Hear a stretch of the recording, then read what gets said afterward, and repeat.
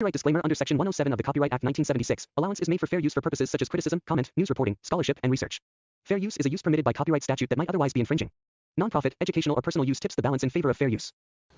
So hi guys, நான் தான் உங்கள் கூட பேசுகிறேன். இன்றைக்கி என்ன பார்க்க போகிறேன், நான் ஹெல்மெட் எபிசோட் 3 தான் பார்க்க போகிறோம். ப்ரீவியஸ் எபிசோட் பார்க்கலன்னா மறக்காம பார்த்துட்டு வந்துருங்க. அப்போ தான் இந்த எபிசோட் உங்களுக்கு புரியும். வாங்க வீடியோக்குள்ளே போகலாம். போன எபிசோடில் பார்க்கும்போது நம்ம டேரன் வந்து இந்த மாதிரி நம்ம ஹீரோக்கு ஸ்வாட்னா என்ன அதோட புரிதலை வந்து நம்ம ஹீரோக்கு சொல்லிக் கொடுக்குறக்காக ஆரம்பிச்சுக்கிட்டு இருந்தாங்க. அங்கேருந்து தான் கண்டினியூட்டி வருது. அப்போ டேரன் கையில் அந்த ஸ்வாடை வச்சு ஒரு ஸ்டான்ஸில் நின்றுக்கிட்டு இருக்காங்க. அப்புறம் அதை கொஞ்சம் கீழ் நோக்கி ஒரு ஸ்விங் பண்ணிவிட்டு ஒரு பாறை கிட்ட போயிட்டுருக்காங்க. அந்த பாறை ரொம்ப கடினமாக ஒரு பாறை மாதிரி இருக்குது. அப்போ டேரன் அங்கே போகும்போது, டேய் குட்டி பயலே இதை ஒழுங்கா பாரு அப்படின்னு சொல்லும்போது நம்ம ஹீரோவும் என்ன பண்ண போகிறான் அப்படின்னு வந்து பார்த்துக்கிட்டு இருக்கான். அப்போ டேரன் வந்து ஒரு ஸ்விங் பண்ணுறான் காற்றுல. அந்த காற்றுல அப்படின்னு ஒரு சவுண்டு வருது. அப்புறம் அந்த கடினமான பாறையை பார்த்துட்டு டேரன் வந்து மூச்சை உள்வாங்கிட்டு இருக்கான் அப்படின்னு. அப்போது அந்த இடத்துல ஒரே ஸ்ட்ரைக் பண்ணுறான். பார்த்தா அந்த ஸ்வாட் வந்து ஒரு கோல்டு கலரில் எனர்ஜியோடு வந்து அந்த தரையை வந்து நொறுக்குது. அப்போது அந்த ஸ்லாஷை காமிக்கிறாங்க, அது தரையை நொறுக்கிட்டு போகிறது. இதை நம்ம ஹீரோ பார்த்துட்டு அது அது அந்த அந்த மரக்கட்டில் எப்படி பிரகாசமாக இருக்குது அப்படின்னு ஹீரோ கொஞ்சம் ஷாக்கை பார்த்துக்கிட்டு இருக்கான். அப்போ டேரன் வந்து அந்த ஸ்லாஷ் அப்படியே கண்டினியூ பண்ணும்போது அந்த அந்த தரையில் அப்படியே வெட்டிக்கிட்டு போச்சுல, அதோட சேர்த்து அந்த பாறையும் வெட்டிக்கிட்டு போகுது. அப்புறம் அந்த பாறை ரெண்டாக வெட்டி அதுலேருந்து எக்கச்சக்கமான பீஸ் அப்படியே நொறுங்கி அப்படியே விழுகுது. இதை நம்ம ஹீரோ பார்த்துக்கிட்டு இருக்கான். இப்போ என்ன நடந்துச்சு அப்படின்னு ஹீரோ பார்த்துக்கிட்டு இருக்கான். இந்த சைடு பார்த்தா டேரன் பாறை மொத்தமாக தூள் தூளாயிருச்சு. இதுதான் இப்படி தான் ஹியூமன்ஸ் சர்வை பண்ணுவாங்க அப்படின்னு டேரன் சொல்லிகிட்டு இருக்காங்க.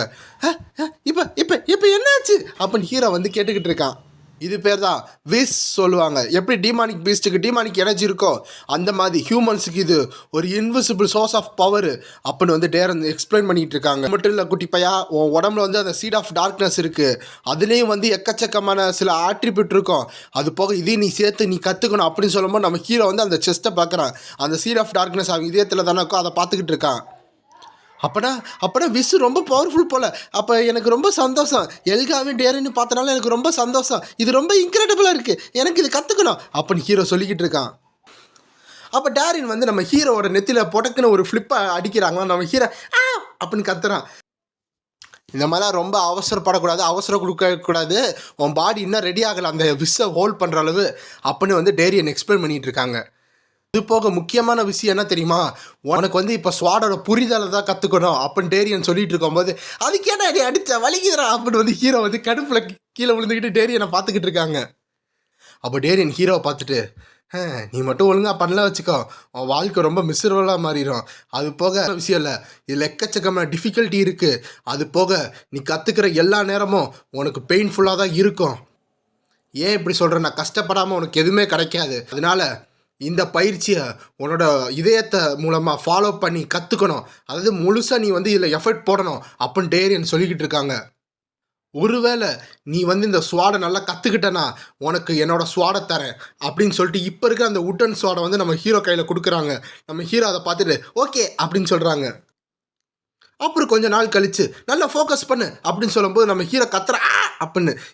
அப்போ ஹீரோ வந்து, எத்தனை நாள் இதே நான் பண்ணிக்கிட்டு இருக்கிறது, நான் தான் நல்லா நிற்கிறேன்ல, நல்லா ஃபார்முக்கு தானே வந்துட்டேன், அப்புறம் எதுக்கு சும்மா இது பண்ணிக்கிட்டு இருக்கா அப்படின்னு ஹீரோ வந்து கத்திக்கிட்டு இருக்கும்போது, பாத்தியா என்னை எதிர்த்து வேற நீ பேச ஆரம்பிச்சிட்ட, ரிப்ளைன் ஆரம்பிச்சிட்டியா.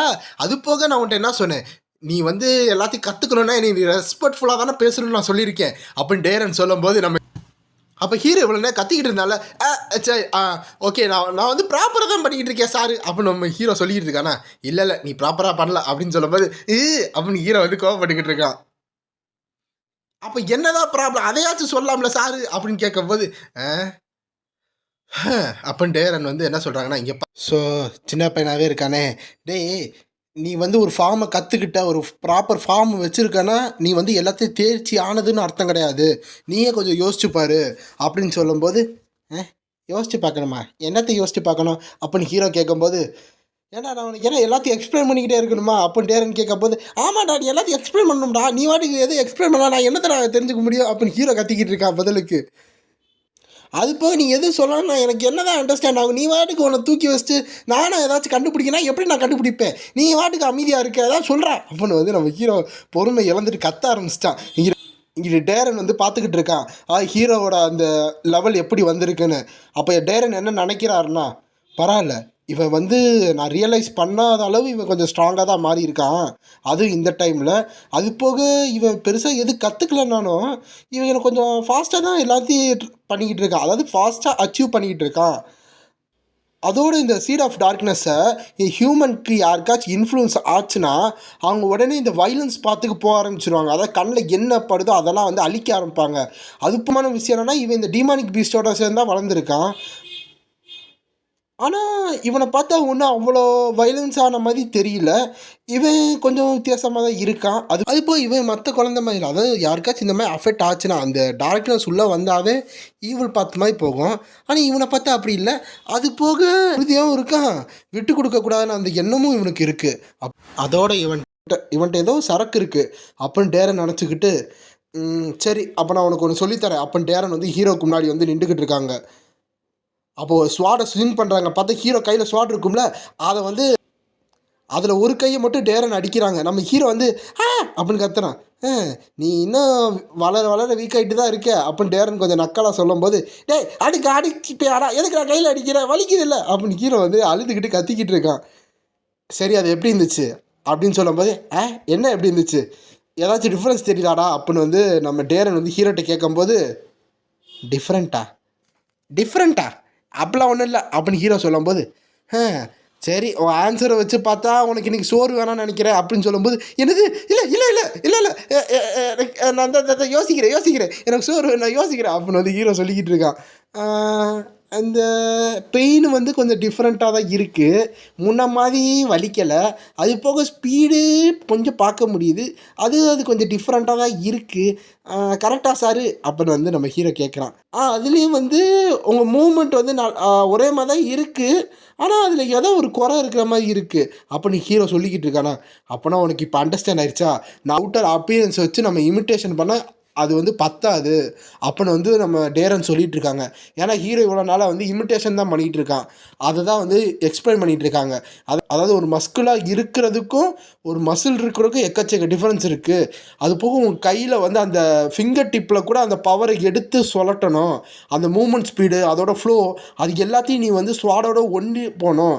அப்படி வந்து நீ எப்போ அந்த ஸ்வாடையும் மைண்டையும் வந்து ஒன்று அண்டர்ஸ்டாண்ட் பண்ணுறியோ அப்போ தான் நீ இதில் உண்மையாக தேர்ச்சி பெற்றிருப்பேன்னு அர்த்தம் அப்படின்னு டேரன் சொல்லிட்டு இருக்காங்க. ஏன்னா ஹீரோ இத்தனை நாள் வந்து சும்மா இமிட்டேஷன் தான் பண்ணிக்கிட்டு இருக்கா. அதாவது டேரன் வந்து ஒரு ஸ்விங் பண்ணுறான்னா அந்த மாதிரி தான் ஸ்விங் பண்ணுறான். இவன் மனசால் இது எதுக்கு இது என்ன பர்பஸ் அந்த மாதிரி எதுவுமே யோசிக்காமல் சும்மா பண்ணுவோன்னு பண்ணிக்கிட்டு இருக்கான். இதெல்லாம் அது போக இது எல்லாமே நீ உன்னோட கண்ட்ரோலில் தான் வச்சுருக்கணும். உன் உடம்புல எல்லாமே கண்ட்ரோலாக இருக்கணும். நீ ஒரு ஸ்வாடை ஸ்விங் பண்ணுறான்னா அது எவ்வளோ ஸ்பீடு எவ்வளோ மெதுவாக அது எல்லாத்தையும் நீ வந்து கண்ட்ரோல் பண்ண அப்போ டேரன் சொல்லிகிட்டு இருக்காங்க. அப்போ தான் நீ எல்லாத்தையும் வந்து ஒரு உண்மையாக ஒரு கலையை வந்து கற்றுக்க முடியும். அதுலேயும் வந்து உன்னோட ஹார்ட் அண்ட் சோலை வந்து அதில் இருக்கிற எல்லா மூமெண்ட்டுக்கும் நீ வந்து டெடிக்கேஷன் பண்ணணும். அப்போ தான் எல்லாமே பண்ண முடியும் அப்போ டேரன் சொல்லிகிட்டு இருக்காங்க. உனக்கு எப்போ அண்டர்ஸ்டாண்ட் ஆகும்னா எப்போ உன்னோட ஸ்வாடை நீ ஒழுங்காக பிடிக்கிறியோ எப்போ உன்னால் அது ஒழுங்காக வீச முடியுதோ அப்போ தான் உனக்கு உண்மையாக அதோட அர்த்தம் தெரியும் அப்படின்னு வந்து சொல்லும்போது நம்ம ஹீரோக்கு அப்படியே வியந்து பார்த்துக்கிட்டு இருக்கான். அதனால் நீ இப்போ என்ன பண்ணுறன்னா சும்மா வந்து கையில் வந்து கத்தியை வச்சுக்கிட்டு ஸ்விங் பண்ணுறதுக்கு பதிலாக ஒரு நல்ல ஃபோக்கஸாக பண்ணு. நீ வந்து அப்படி பண்ணிக்கிட்டு இருந்தானா அதுக்கு லம்பர் ஜாக்குன்னா ஒன்று சொல்லுவாங்க. ஸ்வாட்ஸ்மேன்னு சொல்ல மாட்டாங்க. லம்பர் ஜாக்குன்னா அந்த வெறும் மரத்தை வெட்டுவாங்கள்ல அதை மரம் வெட்டுறவங்க அவங்கள தான் லம்பர் ஜாக்குன்னு சொல்லுவாங்க. நீ அந்த மாதிரி போகிறதுக்கு ஆசையா ஸ்வாட்ஸ்மேன் உனக்கு வேணுமா வேணாமா ஆனால் ஒழுங்காக வந்து தெளிஞ்சு பண்ணு சொல்லும்போது நம்ம ஹீரோவை லைட்டாக அடிக்கிறாங்க. அப்போ நம்ம ஹீரோ பார்த்துட்டு இருக்கான். அதனால அப்படின்னு சொல்லும்போது நம்ம ஹீரோ திரும்பி வந்து அந்த இதை வந்து ஸ்விங் பண்ணிக்கிட்டே இருக்கான்.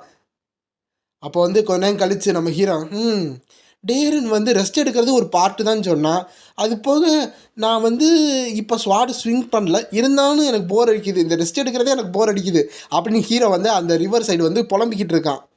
இப்போ பின்னாடி பார்த்தா நம்ம எல்கா வெளியே வந்துக்கிட்டு இருக்காங்களா. பட் நம்ம ஹீரோ வந்து நார்மலாக பார்த்துக்கிட்டு இருக்கான். இதே இது ஒரு ஃபோர் ஷேடோ பண்ணுற மாதிரி இருக்குது. ஸ்டார்டிங்கில் பார்க்கும்போது எலகா வந்து பின்னாடி இருந்து வந்திருப்பான். அப்போ வந்து ஹீரோனால அதை வந்து டக்குன்னு வந்ததுக்கு அடுத்தா வந்து ரியாக்ட் பண்ண முடிஞ்சிச்சு. ஆனால் இப்போது எல்கா பின்னாடி வந்தாவே நம்ம ஹீரோக்கு தெரியுது. அப்போ வந்து நம்ம ஹீரோ என்ன சொல்கிறான்னா எல்கா உன்னை பார்த்து ரொம்ப நாள் ஆச்சு அப்படின்னு வந்து ஹீரோ சொல்லிக்கிட்டு இருக்கான். அப்படின்னு வந்து எல்கா வந்து ஹீரோவை ஜட்ஜ் பண்ணிகிட்டு இருக்கான் எவ்வளோ ஸ்ட்ராங்காக இருக்கான்னு. பரவாயில்லையே நீ கொஞ்சம் பெருசாகவும் ஸ்ட்ராங்காகவும் மாதிரி இருக்கா அது இந்த குறைவு டைமில் அப்படின்னு வந்து எல்கா சொல்லும்போது அப்படியா சொல்கிற எனக்கு தெரியலையே அப்படின்னு ஹீரோ சொல்லிக்கிட்டு இருக்கான். ஆமாம் ஆமாம், நீ பார்த்தனா டம் தூண்டு ஏற்கான் மாதிரி இருந்த, இப்போ பார்த்தா ஒரு பெரிய செஸ்நட் மாதிரி ஆயிருக்க அப்படின்னு வந்து சொல்லிக்கிட்டு இருக்காங்க நம்ம எல்கா. அது ஹீரோ, என்னது அவ்வளோ பெருசாகிட்டு, சரி சரி அப்படின்னு ஹீரோ சொல்லிக்கிட்டு இருக்கான். அது போக எனக்கு ஒரு யோசனை இருக்குது. அம்மா டேரன் உனக்கு கடன் பட்டிருக்கேன்னு சொன்னால் அது என்னது அப்படின்னு ஹீரோ கேட்கும்போது, டேரனா, ஓ அதான் அந்த மனுஷன் பேரா, அது ஒன்றும் இல்லை, அவன் வந்து இங்கே வந்தான், அவன் இங்கே தங்கவான்னு கேட்டான், ஸோ நானும் அவனுக்கு பர்மிஷன் கொடுத்துட்டேன், அதுதான் அவன் சொல்லிக்கிட்டு இருக்கான் போல அப்படின்னு எல்கா சொல்லிக்கிட்டு இருக்காங்க. ஓ அப்படியா, ஆனால் உனக்கு தான் யாரி பக்கத்தில் வச்சுக்க பிடிக்காத எல்கா, அது போக நீ அவனோட சண்டை போடலையா அப்படி ஹீரோ கேட்கும்போது, இங்கே பாரு என்னைய பார்த்தா அவனுக்கு எப்படி இருக்குது, நீ அந்த மனுஷனாக மாறுறேன்னு சொல்லி உன்னை நீயே முட்டாளாக்கிட்டு இருக்கியா, மனுஷனானாவே இப்படி தான் முட்டாளாக இருப்பாங்க போல், நான் யாருன்னு தெரியுமில, நான் தான் எல்கா, இந்த ஃபாரஸ்ட் ஆஃப் ஃப்ரூட்டோட மாஸ்டர், இது என்னோட சென்ட்ரல் டெரிட்டரி, இந்த இடத்துல யாராச்சும் டிஸ்டர்ப் பண்ணாங்கன்னா அவங்களோட சண்டை போட்டு அவங்க உயிரினால அப்படின்னு சொல்லிட்டு இருக்காங்க நம்ம எல்கா. அப்படியே பாதியில் நிப்பாட்டிட்டு, இல்லை நானும் நம்ம வேறு வேலை பார்க்கலாமே அப்படின்னு வந்து எல்கா வேறு எதோ யோசிச்சுக்கிட்டு இருக்காங்க. இப்போ இவன் என்ன யோசிக்கிற அப்படின்னு ஹீரோ பார்க்கும்போது, அதாவது உஷாராக இருக்கிறதுக்கு கற்றுக்கிட்டு இருக்கேன். ஏன்னா வந்து லாஸ்ட் டைம் பார்க்கும்போது ஒரு டிஸ்கஸ்கிங் ஸ்னேக் வந்து என் கூட சண்டை போட வந்துச்சு, அப்புறம் நான் அது கூட சண்டை போட்டு அதை அமுச்சு விட்டுட்டேன் அப்படின்னு ஹீரோ எல்கா சொல்லிட்டு இருக்காங்க. என்னது டிஸ்கஸ்கிங் ஸ்னேக்கா அப்படின்னு ஹீரோ கேட்குறான். ஆமாம் டிஸ்கஸ்னிங், அந்த வெஸ்ட் ரீஜியனில் இருக்கும்ல அந்த ஃபாரஸ்ட்டில், நானும் கூட சொன்னீங்க அதுவா அப்படின்னு நம்ம ஹீரோ கேட்கும்போது, ஆமாம் அந்த 2 தலை பாம்பு தான், அது போக அது எப்போவுமே வந்து ஹியூமனை தான் சாப்பிட்றதுக்கு விரும்பும். இதில் என்னன்னா நானும் அந்த மனுஷ பையனும் 2 பேர் சண்டை போட்டோன்னு வச்சுக்கோ, இது வந்து ஒரு பெரிய ஆப்பர்ச்சுனிட்டியாக வச்சு அந்த பாம்பு வந்து அதோட இறைக்கும் அதோட டெரிட்டரியை இன்க்ரீஸ் பண்ணிடும், அதனால தான் நான் எதுவும் பண்ணாமல் இருக்கேன் அப்படின்னு வந்து எல்கா சொல்லிக்கிட்டு இருக்காங்க. அப்படியா, சரி நீயும் டாரன்னு சண்டை போட்டால் யார் ஜெயிப்பீங்க அப்படின்னு வந்து ஹீரோ கேட்குறானா. அப்போ எல்கா வந்து கொஞ்சம் யோசிச்சுக்கிட்டு, யாருக்கு தெரியும் அப்படின்னு சொல்கிறாங்க. ஏன்னா டிமானிக் பீஸ்ட்டுக்கெல்லாம் வந்து பார்த்தோன்னா டிமானிக் எனர்ஜி இருக்கும், அது மூலமாக இன்ஸ்டன்ட்டில் வந்து சண்டை போடுவாங்க. இதே நீ ஒரு மான்ஸ்டரோட சண்டை போடணும்னு சொன்னோன்னா அது சொல்லலாம், ஆனால் ஹியூமன்ஸ் அப்படி கிடையாது. ஹியூமன்ஸோட எனர்ஜி வந்து நேச்சுரலாக வேறு மாதிரி இருக்கும், அதுவும் அவங்களோட ஸ்ட்ரென்த்தை அவங்க ஒழிச்சு வச்சுருப்பாங்க. இதே அது ஒரு டிமானிக் பீஸ்ட்டாக இருந்துச்சுன்னா அதோட எனர்ஜி அதனால சப்ரஸ் பண்ண முடியாது, அது வந்து அப்படியே ஊற்றிக்கிட்டு இருக்கோம், நம்ம கண்டுபிடிக்கலாம் அது எவ்வளோ பவர் லெவல்னு.